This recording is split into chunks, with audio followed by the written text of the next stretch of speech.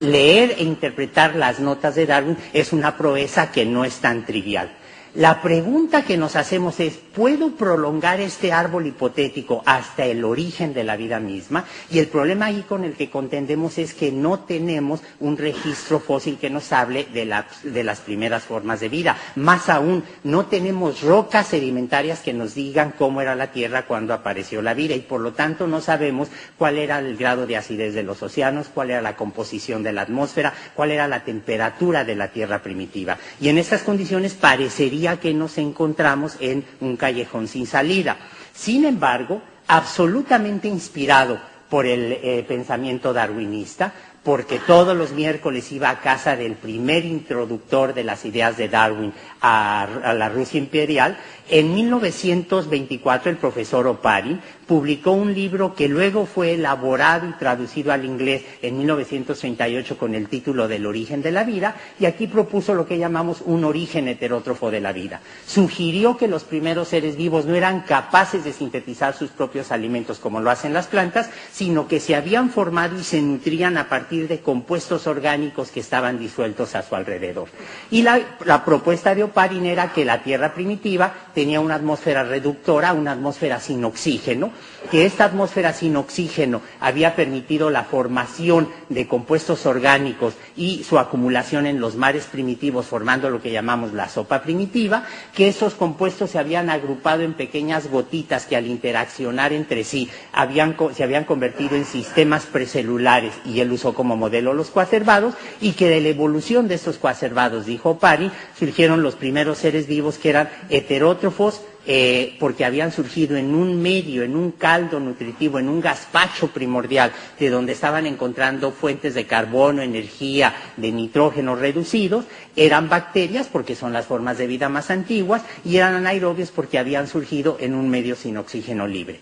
Y se dan ustedes cuenta que esta teoría de inmediato está correlacionando el origen de la vida con las condiciones de la Tierra primitiva, y por lo tanto nos tenemos que preguntar cómo era el planeta cuando se formó, cuándo se formó la Tierra y si de verdad las condiciones ambientales eran como Oparin estaba prediciendo. Bueno, ¿cuándo y cómo se formó la Tierra? No son preguntas que los biólogos normalmente nos hacemos, eso se lo preguntamos a los astrónomos. Y los astrónomos coinciden en forma realmente muy generalizada que la Tierra es resultado de la condensación de una nube de material del medio interestelar, una idea originalmente propuesta por Kant, el filósofo, a finales del siglo XVIII, que esta nube se fragmentó y empezó a girar. El momento angular, la velocidad de giro no se puede perder, y entonces al partirse y condensarse la nube empezó a girar más rápidamente. Al irse condensando el gas se empezó a elevar la temperatura, y como resultado de estas condiciones físicas,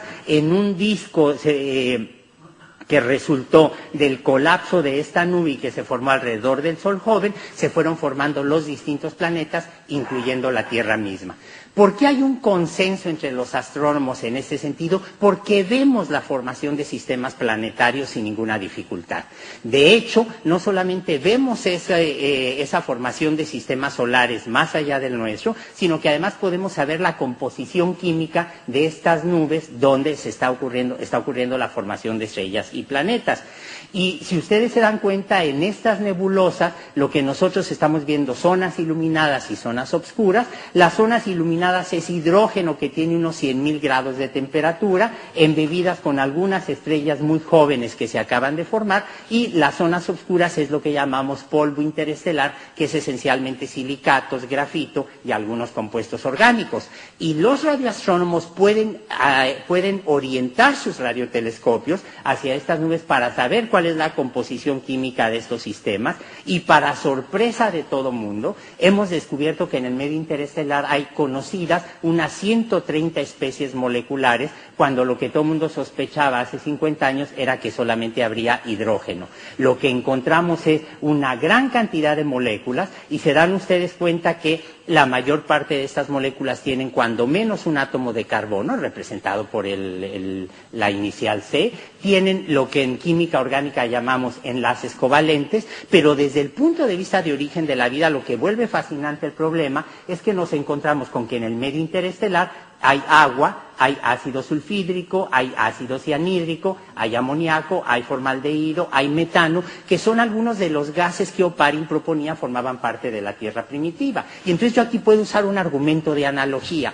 Puedo decir, si en los sitios donde hoy en día veo que se forman planetas y estrellas, veo compuestos orgánicos como estos, puedo suponer que había una composición química equivalente en la nube de donde se formó la Tierra. Pero ese es un argumento indirecto. Afortunadamente, nosotros podemos examinar estas nubes con mucho cuidado y gracias sobre todo al telescopio Hubble y a una serie de técnicas desarrolladas en observaciones desde la Tierra, ahora vemos sistemas planetarios extrasolares en formación. Y esto es un avance extraordinario.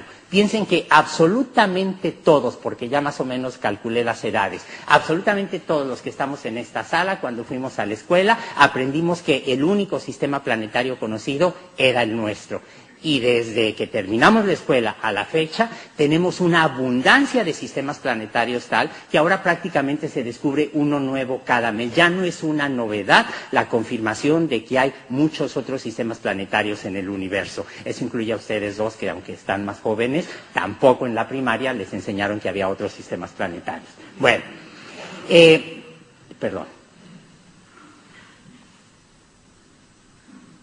Bien, ¿cómo podemos nosotros saber cuáles fueron las condiciones de la Tierra primitiva, del sistema solar primitivo? A veces el cielo es generoso hasta con los ateos y en septiembre de 1969 en Australia cayó un meteorito, el meteorito Murchison, que tuvo la buena suerte de caer en Australia y en esa fecha por dos razones. En primer lugar, los australianos viven en un continente enorme y están muy separados entre sí, y todo el mundo tiene buena comunicación de radio, de teléfono celular, etcétera. Cuando se vio caer el meteorito, se avisó inmediatamente a todos los granjeros de que había caído un cuerpo extraño que deberían avisar que lo tenían y que se debería entregar. Y esto ocurrió rápidamente. En segundo lugar, el meteorito cayó en 1969 cuando la NASA ya había montado laboratorios para el análisis de las muestras lunares. Laboratorios que tenían una capacidad analítica verdaderamente sorprendente y que garantizaban lo que se llama un análisis limpio y no contaminado. El cálculo de la edad del meteorito resultó ser otro regalo absoluto, porque resultó que tenía 4.600 millones de años de edad. Es decir, cuando tenemos un trozo del meteorito Murchison en nuestras manos, tenemos un trozo del material que formó a los planetas. Estamos viendo las piedras originales de donde salieron los planetas, incluyendo la Tierra misma. Y no me pregunten por qué, pero cayeron cerca de 100 toneladas del meteorito y salvo un trozo de unos 10 kilos más o menos, todo el resto está en Estados Unidos. Algo de experiencia tenemos en Latinoamérica de estas cosas que de repente se desplazan sin saber muy bien por qué. Bueno, lo importante es que este meteorito fue analizado con detalle y teniendo la certeza de que tiene la edad de la Tierra, 4.600 millones de años, el análisis demostró que había una enorme cantidad de compuestos orgánicos. Había hidrocarburos aromáticos y alifáticos, había alcoholes, había aldehídos, había polioles que son derivados de los azúcares, había aminoácidos, urea, purinas, pirimidinas, etcétera. Y de hecho, si ustedes se fijan, en la composición del meteorito hay una serie de compuestos que destacan porque son los mismos que encontramos en los seres vivos. ¿Qué es lo que me está diciendo el análisis químico de este pedazo del material del que se formaron los planetas? Que hace 4.600 millones de años, cuando la Tierra se estaba formando, no solamente había compuestos químicos en la nebulosa solar, sino ahora el argumento ya no es de analogía, sino directo. Había reacciones químicas que estaban formando los mismos compuestos que vemos en los seres vivos. Aminoácidos como los que vemos en las proteínas, purinas y pirimidinas como los que vemos en los ácidos nucleicos y polioles que son derivados de los azúcares como la ribosa y la desoxirribosa que están en el RNA o en el DNA. Esto me está diciendo, por lo tanto, que la síntesis abiótica, la síntesis no biológica de compuestos bioquímicos ocurrió en el sistema solar primitivo y apoya muy fuertemente la idea de que un proceso similar ocurrió en la Tierra primitiva. Ahora, a nosotros nos gustaría tener una muestra directa de la Tierra primitiva, pero desafortunadamente eso no es posible. Sin embargo, en 1952, Harold Urey, un químico absolutamente extraordinario que era un representante de las mejores tradiciones, de los mejores valores intelectuales, libertarios de los Estados Unidos, publica un artículo en los Proceedings de la National Academy of Sciences, una revista muy venerable, su modelo de la atmósfera primitiva. Y lo que Urey hace es decir, a ver, si yo me fijo en el universo, el elemento más abundante es el hidrógeno. Por lo tanto, dice él, la química del universo va a estar determinada por la reacción de los demás elementos con el hidrógeno. En segundo lugar, dice Urey, el segundo elemento es el helio, pero el helio es un gas noble. Decimos que es un gas noble porque no tiene reacciones químicas, no se mezcla con la pelusa, como decimos en México. Entonces, evidentemente, lo descuento. El tercer elemento más abundante es el carbono, y el carbono con el hidrógeno me da metano. El nitrógeno con el hidrógeno, que es el cuarto más abundante, me da amoníaco. El oxígeno con hidrógeno me da agua. El azufre con hidrógeno me da ácido sulfídrico. Y Urey presentó este modelo de la atmósfera primitiva en un seminario en el Departamento de Química en la Universidad de Chicago, en donde entre los asistentes como profesores estaban Linus Pauling, Fermi y Pauli, de esas estrellas excepcionales de las constelaciones científicas del siglo XX, y los estudiantes incluían a Carl Sagan, a Lynn Margulis, a James Watson, y en el fondo sentado, porque siempre fue muy tímido, a un estudiante que acababa de iniciar el doctorado, que venía de Berkeley, de California, y que se llamaba Stanley Miller. Carl Sagan alguna vez me contó que cuando terminó Urey de presentar su conferencia, alguien se paró y le dijo, oiga, profesor Urey, ¿usted sabe que Oparin propuso un tipo de atmósfera como esta? Y Urey dijo, no, pero sería muy interesante ver la conexión con el origen de la vida. Al cabo de unas cuantas semanas, se le acercó a Urey, Stanley Miller, y le propuso hacer una simulación experimental de las condiciones de la Tierra primitiva. Urey no quería porque decía es que es un experimento riesgoso que tal vez no nos dé resultados y la obligación de un profesor, de una profesora, es darle al estudiante un proyecto que garantice que se pueda graduar. Miller persistió y llegaron a un acuerdo de caballeros. Durante 6 meses iba a trabajar simulando la Tierra primitiva y si no tenía éxito se cambiaba a otro proyecto. Bueno, lo que hizo Stanley Miller fue diseñar un aparato de dimensiones más o menos modestas, como ven aquí en esta fotografía, donde también ven cómo se vestían antes los estudiantes de doctorado para entrar al laboratorio, y el aparato era relativamente simple. Consistía en 2 matraces que estaban conectados entre sí. Aquí había agua hirviendo para que el vapor de agua subiera por el tubo y se mezclara con hidrógeno, amoníaco y metano, que eran los gases que Urey proponía formaban parte de la atmósfera primitiva. La mezcla de gases fue sujeta durante una semana a descargas eléctricas como fuente de energía libre y luego se podían recoger los productos de la reacción aquí abajo. Stanley Miller comenzó con el experimento y desafortunadamente él se hartó de estar usando el aparato y terminó tirándola a la basura, que es como si Newton hubiera tirado la manzana o Galileo hubiera tirado el péndulo de la Universidad de Padua al basurero.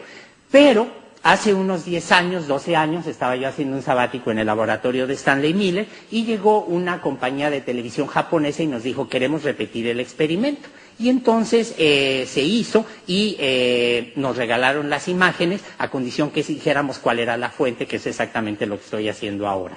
Bueno, esta es la repetición del experimento hace 10 años, más o menos 12 años, del experimento original de Stanley Miller. Este es el tiempo cero del experimento y si se fijan ustedes verán que hay una pequeña chispita que está brincando de un electrodo al siguiente. 5 horas después de haber hecho el experimento, se dan ustedes cuenta de la enorme cantidad de compuestos orgánicos que se han acumulado en el experimento, en el interior del aparato. Lo que hizo Stanley Miller fue tomar una muestra de líquido que se había acumulado aquí, hacer cromatografía de papel como todos lo hemos hecho en la escuela secundaria, en el bachillerato, para ver los componentes de la clorofila con el famoso experimento de machacar un poco de acelgas, de espinacas, agregar alcohol, ponerlos en una servilleta y ver los círculos concéntricos que me están separando los distintos pigmentos. Stanley Miller hizo exactamente eso y demostró que en una semana de experimento momento aparecían las manchas que le indicaban la presencia de aminoácidos, que son los componentes de las proteínas. Es decir,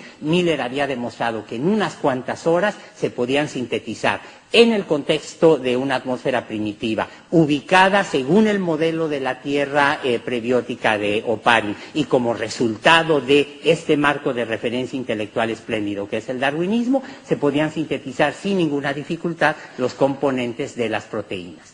Y esto marca realmente el origen de la investigación experimental en origen de la vida, y el siguiente gran avance vino de mi amigo, mi profesor, mi colega Joan Oró, un bioquímico y químico catalán que, como muchos de ustedes saben, emigró a Estados Unidos huyendo de la grisura intelectual que había durante el franquismo en España. Allí se encontró con la posibilidad de montar un laboratorio, desarrollarse intelectualmente, y en la Navidad de 1959, me contaba hace unos años su hija Elena, Joan estaba tratando de simular de nuevo las condiciones de la Tierra primitiva, cuando se dio cuenta que le aparecían unos compuestos que estaban absorbiendo y floreciendo con la luz ultravioleta. Decidió seguir en el laboratorio y, como dice Elena Oró, al día siguiente, el 25 de diciembre de 1959, Santo Claus no llegó a la casa de los Oró, pero llegó el papá con un cromatograma de papel mostrándoles que la adenina se condensaba, era resultado de la condensación de 5 moléculas de ácido cianhídrico. Ese fue un experimento absolutamente impecable, un experimento que marcó época, no solo en el estudio del origen de la vida, sino de la química en general, y como resultado de eso, hace unos cuantos años, antes de que muriera Joan Oró, recibió una serie de distinciones de las que vamos a hablar más adelante. Bueno, ¿qué fue lo que hizo Joan Oró? Pues si este es el aparato de Miller, que tiene 2 matraces, es más complicado, más costoso, hizo la versión catalana del mismo, mucho más barata, donde se colocó el agua hirviendo, la atmósfera reductora, las descargas eléctricas, y como pueden ver ustedes, el resultado de ese experimento fue que hace unos cuantos años, ya estando el jubilado en Barcelona, recibió una llamada telefónica su esposa, doña Antonieta Oró, y le avisaron que el rey de España, don Juan Carlos, había decidido nombrar a Joan Marqués de Oró como un reconocimiento de esta reacción, que es absolutamente espectacular. Y entonces Joan, bueno, dejó de ser Joan Oró para convertirse Joan de Oró, y ella tenía su corona de marqués. No necesitaba título nobiliario porque los conocimos, siempre supimos que tenía un corazón de lo más noble, pero lo que sí fue muy bello es que Joan, una vez que era marqués, tenía derecho a tener un escudo nobiliario.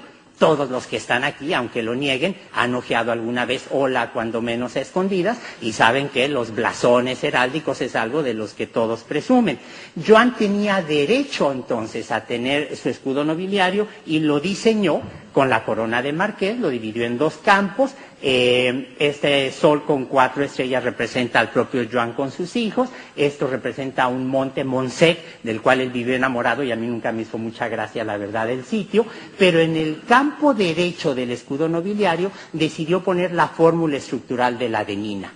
Y se los muestro porque, si ustedes se fijan, ve 1, 2, 3, 4, 5 hidrógenos, 1, 2, 3, 4, 5 nitrógenos, 1, 2, 3, 4, 5 carbonos. La adenina es un pentámero del ácido cianhídrico.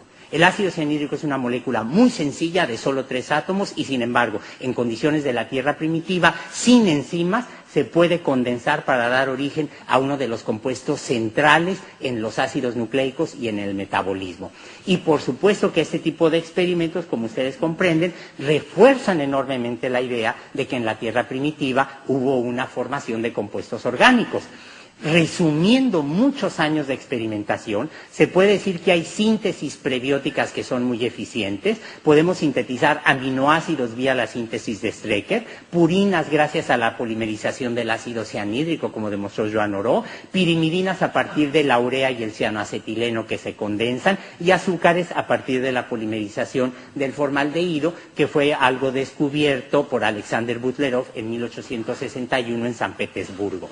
De manera que fíjense ustedes lo que nos está diciendo esta imagen, que puedo sintetizar 4 de las moléculas que veo en los seres vivos a partir de precursores muy simples, con reacciones químicas muy sencillas, y eso me abre 2 alternativas. O la naturaleza nos está jugando una broma muy pesada, o efectivamente esto apoya la idea de que este tipo de precursores que sabemos estaban presentes en la Tierra primitiva puede dar origen a monómeros de importancia bioquímica.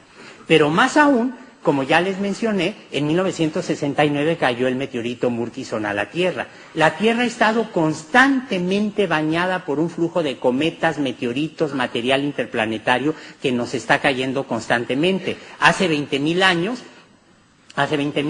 en Arizona, que es territorio mexicano ocupado, cayó un meteorito, generó este enorme cráter, liberó una gran cantidad de energía y lo que resultó de allí fue la acumulación de compuestos orgánicos. De manera que uno puede pensar en la Tierra primitiva como un sistema en donde había compuestos orgánicos que llegaban de fuera, otros que se sintetizaban en la Tierra, y la pregunta natural es cómo voy de esta sopa primitiva hacia proteínas, ácidos nucleicos, membranas, etcétera, como las que veo en los seres vivos. Bueno, he mencionado que hay una serie de procesos espontáneos que no nos cuestan energía, que no necesitamos enzimas. Esta diapositiva está pensada para los catalanes, de que el apareamiento de las bases es gratuito y no cuesta un centavo, pero ya vi que en Bilbao no cantan mal las rancheras. Entonces, efectivamente, el reconocimiento molecular de la timina o el uracilo con la adenina depende de la geometría de las bases, se aparean, se reconocen por la forma que tienen sin dificultad. La citosina y la guanina, que son otras bases de los ácidos nucleicos, hacen lo mismo, y en este reconocimiento molecular que no requiere de fuentes de energía, se subyacen las bases a nivel molecular de la replicación de los ácidos nucleicos. Podemos sin ninguna dificultad, como lo ha demostrado el grupo de Leslie Orgel, tener cadenas de estas bases, pegarles enfrente sin ninguna dificultad las bases complementarias, y aunque aquí ven ustedes que esta doble escalera no es exactamente idéntica, porque aquí estos compuestos no están unidos, como si fuera una escalera de Harry Potter, lo que podemos hacer, sin embargo, es activarlos químicamente y en ausencia de enzimas formar una estructura de doble hélice, de suerte tal que los experimentos que se han hecho nos demuestran que aunque no sabemos cómo surgió la vida, eso quiero subrayarlo, la evidencia experimental sugiere que antes del origen de la vida había una enorme cantidad de catalizadores, arcillas, metales, aminoácidos, etcétera. Había polímeros consecuencia de nucleobases, y sabemos también que había compuestos capaces de formar membranas, como algunos de los lípidos que están presentes en el meteorito Murchison. Y fíjense que estas son tres propiedades que asociamos a los seres vivos: metabolismo, replicación y organización espacial. De manera que aunque la cuestión del origen de la vida siga abierta, de manera natural uno puede decir, no vamos tan mal en esa construcción de una narrativa evolutiva a partir de observaciones, de experimentos, etcétera. Todo esto apoya la idea de que efectivamente la Tierra primitiva era un sistema sin oxígeno libre, en donde el aporte de material extraterrestre, las reacciones catalizadas por volcanes, por descargas eléctricas, provocaron la formación de aminoácidos, de nucleobases, de azúcares, de lípidos, etcétera, y esto es precisamente lo que llamamos nosotros la sopa primitiva. La gran pregunta que nos hacemos en Origen de la Vida es cómo le hago para ir de esta sopa primitiva, de este gazpacho prebiótico, a un sistema en donde el DNA se esté replicando con ayuda de proteínas y las proteínas estén codificadas por el DNA. Cómo surgió este proceso que muchos han caricaturizado mal, como si fuera el problema del huevo y la gallina. Pero la verdad es que durante mucho tiempo un debate muy intenso entre los que preferían la idea de que primero vino el DNA y los que decían que primero vino las proteínas. El debate fue extraordinariamente intenso hasta que nos dimos cuenta que muy probablemente antes del DNA y antes de las proteínas vino el RNA. Y el RNA siempre fue el patito feo de la biología molecular, pero la verdad es que el RNA está dotado de dos propiedades esenciales. En primer lugar, las moléculas de RNA pueden almacenar información genética, como el DNA, y lo hacen mal, por eso tienen tasas de mutación tan altas, por eso no pudo venir el alcalde de Bilbao hoy porque es víctima de una gripa, porque el virus de la gripe está mutando cada año porque está usando como material genético el RNA, por eso insistimos en el uso del condón y el sexo seguro, porque no tenemos una vacuna contra un sistema hecho de RNA que muta muy rápidamente, de manera que el RNA almacena información genética, pero lo hace mal, pero el RNA también cataliza reacciones químicas como las proteínas, pero nos tardamos mucho tiempo en descubrirlo. ¿Y por qué? Porque no es tan buen catalizador como las proteínas. Pero el descubrimiento del RNA catalítico llevó a la idea de que hubo un mundo del RNA y en este momento uno de los grandes debates que tenemos en Origen de la Vida es que no sabemos si el RNA fue precedido por reacciones que aún no conocemos, que aún están por descubrirse, o fue producto de mundos de pre-RNA que pudieron haber tenido, por ejemplo, este tipo de moléculas, en donde, si se dan cuenta, no hay fosfatos, no hay azúcares, hay una cadena de polipéptidos y, sin embargo, vemos las bases apareadas una frente a otra. Teóricamente podemos diseñar estas moléculas y las podemos sintetizar en el laboratorio sin dificultad y me están diciendo que efectivamente puedo tener moléculas que tengan propiedades equivalentes a las de los ácidos nucleicos en condiciones de tierra primitiva. ¿Por qué nos interesa el RNA? Porque el RNA puede tener algunas formas que replican otras moléculas del RNA y porque en los ribosomas se están sintetizando las proteínas desde hace 4.000 millones de años que surgió la vida, solo con el RNA catalítico y sin intervención real básica de las proteínas asociadas. De manera que, ¿en qué condición estamos con esta última diapositiva para que a Luis Alfonso no le dé aquí un ataque cardíaco? Bueno, tenemos los seres vivos los podemos dividir en tres grandes grupos. Sabemos que vienen de un ancestro común todos. Las bacterias que generan el yogur que nos desayunamos en la mañana, los procariontes que están en el fondo de los mares de la bahía de Vizcaya, los eucariontes como nosotros, todos venimos de un ancestro que ya tenía DNA, RNA y proteínas. Todas las evidencias del RNA y su interacción con aminoácidos sugieren que este mundo fue precedido por uno de RNA y proteínas y las propiedades catalíticas del RNA nos hablan de que alguna vez hubo un mundo del RNA. Por otro lado, podemos formar la sopa primitiva sin grandes dificultades, pero se dan ustedes cuenta que el signo de interrogación permanece. No sabemos cómo ir de la sopa primitiva al mundo del RNA. La cuestión del origen de la vida sigue sin resolverse. Pero el que hayamos definido la pregunta con mayor precisión nos demuestra una de las ventajas de la ciencia, que lo importante no es solamente tener las respuestas, sino también poder dar una definición adecuada de las preguntas que queremos resolver. Muchas gracias.